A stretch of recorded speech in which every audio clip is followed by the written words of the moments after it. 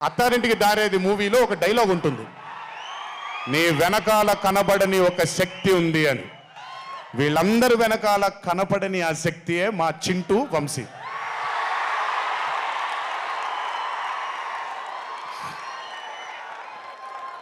Cinema అంటే చాలా చాలా చాలా ప్యాషన్ తనకి. మాట కరుకుగా ఉంటుంది, కఠినంగా ఉంటుంది, కానీ మనిషి లోపల ఇంకంతకంటే మంచి మనిషిని నేను ఇప్పటిదాకా కలవలేదు. మంచివాడు. ఆ మంచితనమే తన్ని ఈరోజు కాపాడుతుంది. ఆ మంచితనమే వీళ్ళందరికీ కూడా ఒక కనపడని ఒక శక్తిలాగా ముందుకు తీసుకెళ్ళింది వీళ్ళందరినీ.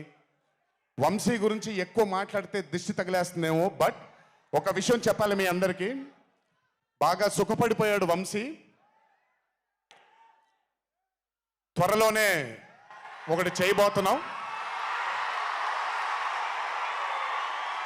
అది తనే తర్వాత తనే ఒక రోజు అవసరం వచ్చినప్పుడు చెబుతాడు, అవకాశం వచ్చినప్పుడు చెబుతాడు.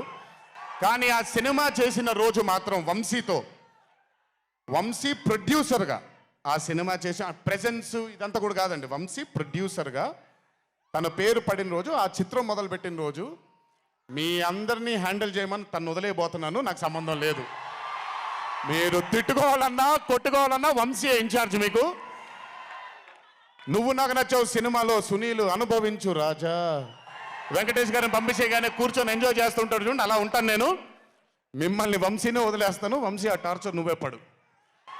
But congratulations to the whole team of Mad 2. ఇక్కడికి నన్ను పిలిచినందుకు థ్యాంక్స్ వంశీ.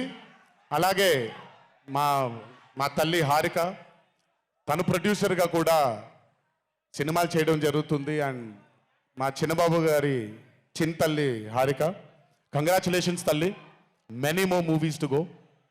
చిన్నబాబు గారు మీకు థ్యాంక్స్ చెప్పినా పెద్ద పని జరగదు, ఇప్పుడు మీకేం సంబంధం లేదు కాబట్టి. ఓన్లీ వంశీ థ్యాంక్ యూ బాబాయ్ అని పెట్టుకుంటాడని క్రెడిట్ మొత్తం తీసేసుకుందాం అనుకుంటారు, మీకు అంత క్రెడిట్ ఇచ్చే సినిమా లేదు ఇక్కడ. Anyways, so